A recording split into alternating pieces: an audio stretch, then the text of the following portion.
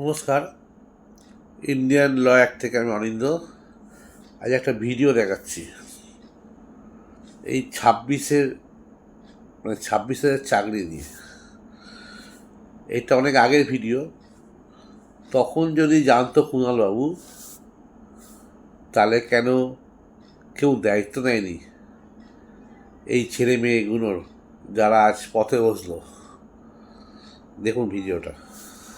পার্থ চট্টোপাধ্যায় যেই গন্ডগোলটায় যুক্ত, এটা দলের কাছে অনেক আগে থেকে খবর ছিল। বলছো কি? পার্থ চট্টোপাধ্যায় তিনি বা তার নাম করে কেউ কেউ টাকা তুলছেন, এটা তার অনেক আগে থেকে এটা দলের কাছে খবর ছিল। এটা 2021-এর ভোটের আগে থেকে খবর ছিল। সেই কারণেই মূলত পার্থ চট্টোপাধ্যায়কে শিক্ষা দপ্তর থেকে দেওয়া হয়নি, এবং সেই কারণে পার্থ চট্টোপাধ্যায় ক্ষিপ্ত হয়ে গেছিলেন। কিন্তু এই ঘটনাগুলো দল তাহলে বাড়তে দিল কেন? এই যে না, তুমি এখনো যা বলেছো সেটাই যথেষ্ট। তার কারণ হচ্ছে এই এত বড় শিক্ষা দুর্নীতি, যার জন্য আজকে 26,000 ছেলে মেয়ের চাকরি চলে গেছে, এত বড় শিক্ষা দুর্নীতি যার পেছনে কয়েকশো কোটি টাকার লেনদেন হয়েছে, সেই খবর আগাম দলের কাছে ছিল। এবং 2021-এর নির্বাচনের আগে থেকে তো মারাত্মক। আমি তোমার আরেকটা কথা বলছি, নামটা বলবো না। আমি তখন জেলে, আমি জেলে বসে আছি, প্রেসিডেন্সি জেলে। বেশ, এক অফিসার আর একজন মানে অর্ডারকে নিয়ে এলেন। তো অর্ডারকে নিয়ে এলেন কি না, শিক্ষকের চাকরি হচ্ছে, ওনারও একটা হেল্প করে দিতে হবে। তৃণমূলের এক নামকরা নেতা 7.5 লক্ষ টাকা চেয়েছেন। আমি 5 লাখ জোগাড় করতে পেরেছি, আমার আত্মীয়। আপনি যদি একটা চিরকুট লিখে দেন, তাহলে যদি বাকিটা মকুব করে দেয়, মানে ঘুষের যদি ডিসকাউন্ট হয়, কারণ আমি কোনোভাবে টাকাটা জোগাড় করতে পারছি না। এবার এই সব, তার মানে সেই লোক এখনো গড়াদের বাইরে আছে। তিনি পার্থ চট্টোপাধ্যায় নন, তিনি মহা দাপটের সঙ্গে ঘুরে বেড়াচ্ছেন এবং প্রবল প্রতাপে ঘুরে বেড়াচ্ছেন, এবং মন্ত্রিসভার মধ্যে রয়েছেন, মন্ত্রিসভার সদস্য।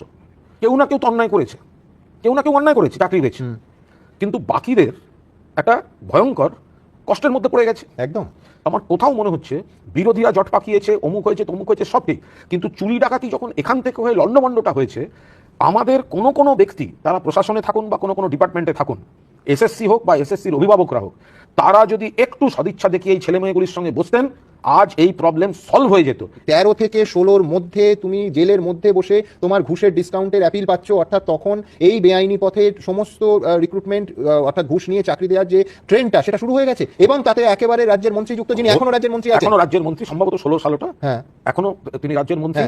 এবং 2021 সালের আগে আমাদের দলের কাছে স্পষ্ট খবর ছিল এই পার্থ চট্টোপাধ্যায় বিপুল টাকা তুলছেন, এবং কোন কোন লোকের মাধ্যমে তুলছেন, কোন জেলায় তুলছেন, এই খবর পর্যন্ত কিন্তু ছিল। কিন্তু এর কোনো প্রশাসনিক বা অন্য কোনো ব্যবস্থা হয়নি।